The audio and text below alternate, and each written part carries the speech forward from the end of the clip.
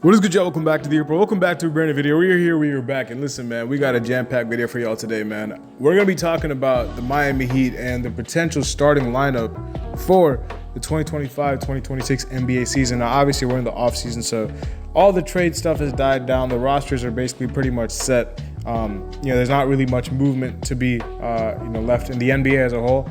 I mean, obviously, there's some restricted free agents, Kuminga, Giddey, Cam Thomas, these type of guys. But apart from the restricted guys, everyone is basically kind of set in stone on their particular teams for next season.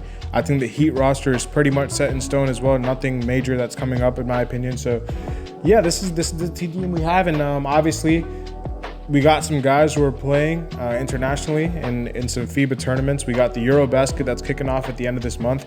I've been watching the Eurobasket pretty heavily. I do like to watch the Eurobasket because it's a lot of guys that were in the NBA a little bit ago, like a while ago, but there's also current NBA players in there. We got a lot of current NBA players in there. Names to watch for the Miami Heat. You obviously have Pelle Larsson playing on Team Sweden.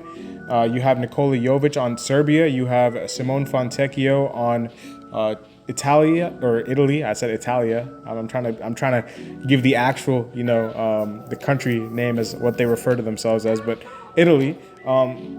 And then we have Norman Powell on Jamaica. Now, obviously, that's not in the Eurobasket for obvious reasons, but they're still playing their, games. I don't know if these are just like exhibition games or friendlies, or if they actually matter, if they actually have their own tournament going on in the Caribbean. But essentially, we do have some international flavor kicking off, for the Miami Heat, for fans to watch. Now, these games are not televised a lot of the times, like.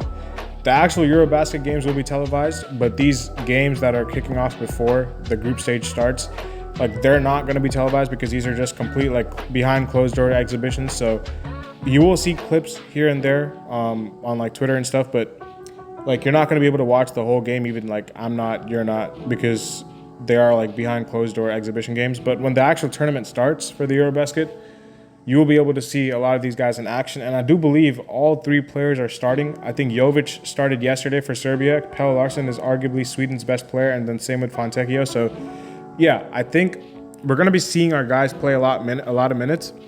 What I do want to say is, even throwing Norman Powell into this mix, because he's also the go-to guy on Team Jamaica, I do think that even though some of these guys might be going crazy in this Eurobasket setting or international competition setting, I don't think that we should expect these versions of players to be present in the Miami Heat uniform. And that's not me trying to, rain on anyone's parade right now. What I'm saying is that Simone Fontecchio is a guy that will put up absolutely crazy numbers with Italy. He'll lead them in scoring. He'll be because he's their go-to guy. He's their best player. So he'll take the most shots on the team. Now, when he's playing in the NBA, he's not going to do nearly the amount of work that he does overseas, because overseas, he is the guy for Italy, Pelle Larsson is similar with him, but I do think he obviously has, potential to be more than just a role player. We saw it last year, but Fontecchio especially, I'm not telling anyone to, be down on him. I'm just saying, listen, he'll put up a lot of crazy numbers probably in the Eurobasket, but he's going to play a role for Miami if he even plays, It's going to be a spot-up shooter type role. So that's just what I do want to say. Just keep your expectations realistic. These guys will be playing well, though. We do want to see all these guys playing well, but just keep your expectations realistic for this season with, what these guys are going to be doing on the Miami Heat specifically. So, yeah, just do want to start off with that. Shout out to everybody that's playing for their respective countries, man. Really good to see. I do love to watch international basketball. Olympics last year was absolutely phenomenal to watch. And it's actually the 1 year anniversary of that Steph Curry shot against France. So crazy times. But yeah, starting off with the international competition, go tune in if you guys are not aware. Like I said, the Eurobasket will be kicking off at the end of this month, I believe. And I'm not sure about what's going on with Jamaica. Again, I haven't really been keeping up. I've watched a couple of clips here and there, but don't really know as well, because it's not a huge tournament that I believe is taking place. Maybe there is one, but it's not as televised or as advertised as the Eurobasket. But go check them out as well, because Norman Powell will be playing, and he's going to be the go-to guy for Jamaica. So, yeah, did want to get that out there to start off. Second thing I do want to talk about is I guess the main part of today's video, which is like who is going to be in the rotation primarily and featured as the Miami Heat's, lineup starting and, coming off the bench. Now, we had an injury update from, Shams and obviously like Heat sources. Haywood Highsmith underwent surgery. I forgot it was on his lower body. It was on one part of his leg. I don't remember exactly what part it was, but he's set to miss 8 to 10 weeks. Now, I don't know if this means 8 to 10 weeks like starting now or 8 to 10 weeks when the season starts. I'm assuming it means when the season starts because 8 to 10 weeks starting now would put us at the end of, or I guess the start of October, which is before the season even starts. So I would say it's 8 to 10 weeks when the season starts is how much time he's going to miss. So it's about 2 months of time, I believe, is how much time Haywood Highsmith's going to miss. So that is something that we have to talk about because he's definitely a featured part of this rotation when he's healthy. So we got to talk about who's going to take his place. And we overall just have to talk about what the rotation is going to be. Now, what I do expect to see and what I do think is going to happen is I think the starting lineup is going to look something like this. I think it's going to be Davion Mitchell at point guard. I think Tyler Hero at the 2, Andrew Wiggins at the 3, Bam at the 4, and Kel'el Ware at the 5. I think you can expect to see that lineup. I think, that lineup actually, funnily enough, didn't really do like the best when it was on the floor last year. But I do think with some time to gel in the offseason and guys getting more used to the system. We had a couple of new guys coming in last year with that lineup, obviously during the trade deadline. Now that they've been part of the team a little bit longer, they can maybe, play a little bit better in the uniform. Davion played excellently, but I'm just talking about the fit of that lineup itself. I do think that's the lineup. I don't really know if there's going to be like any possibility of anything else. Like you could see Nikola Jovic getting minutes, but I don't see him starting over Wiggins, and he's definitely not starting over Bam or Kel'el. Same with Kasparas Siakachonis. He did impress in some games in the Summer League, and he did look shaky in others, but I don't think it's just very unlike Eric Spoelstra to throw out a rookie starting game one. It just doesn't happen often or ever, to be honest. Like I don't know when the last time Spoelstra threw out a guy that was drafted by the Miami Heat in his first game. I don't know when is the last time Spo started a rookie, in his first game. Like I doubt he's going to do that. It'll be very, very shocking if Kasparas Siakachonis starts day one. So I think it'll be surprising for me if he even plays that much to start, because I think he's going to give him like the Kel'el Ware treatment where it's like you got to earn your minutes, maybe play some minutes in the G League. And I do know that we do not have like a surplus of point guard help right now. Like we only have Davion currently, and that's about it. I mean, I do see a world in which Norman Powell can start. Maybe that's the guy I should have been talking about. I completely forgot about him. Yeah, Norman Powell could start next to Tyler Hero in the backcourt. It is a possibility. I don't want to see that because I just think that I just don't like the fit of Norman Powell, Tyler Hero in the backcourt together, and none of them off the bench, because I think one of them off the bench will really help out the bench, first of all, because I feel like without any of them in our second unit, we're missing a lot of offense in our bench. I think Davion will be in the second unit. In that case, you will have Jaquez, you'll have Jovic. With Highsmith missing, you might have some minutes of Fontecchio, you'll have Pelle Larsson. But it's like, where is the shot creation coming off the bench if Norman Powell and Tyler Hero are both starting? You know what I'm saying? Like these are all guys who can complement you, can shoot the ball pretty well, and can play defense, I guess. But are you really getting a go-to guy to be like your sixth man, quote unquote, off the bench when you start both Norm and Hero? So for that reason, I would want to start Davion, because Davion is also a better defender than Norm. So I think you'll get some balance defensively in that starting lineup. Tyler is obviously not the best defender. So if you're surrounding Tyler with a good defender in his backcourt, I think that'll help him. So obviously Norman, I think, is a better, scorer by far than Davion. He's probably a better overall basketball player than Davion, but I think Davion will complement and fit the starting lineup a little bit better than Norm. So I would, for that reason, and it could completely go the other way. It could be Norm and Tyler in the backcourt. I do think it should be Davion and Tyler. I think Norm should come off the bench, just because of what I said. Number one, the bench will get a big boost offensively if Norman Powell is the lead guy off the bench as compared to Davion Mitchell. And number two, the starting lineup will get a big boost defensively. And Davion's a guy that can play without the ball really well. He doesn't need the ball in his hands too much. And Norm doesn't either that much. But Davion literally is a guy he's like a definition of a glue guy. You know what I'm saying? He'll fit in no matter what. So I would rather Davion starts, but you guys can let me know in the comment section what you guys would want. Again, if people think Norm should start, I have nothing against why people should think that.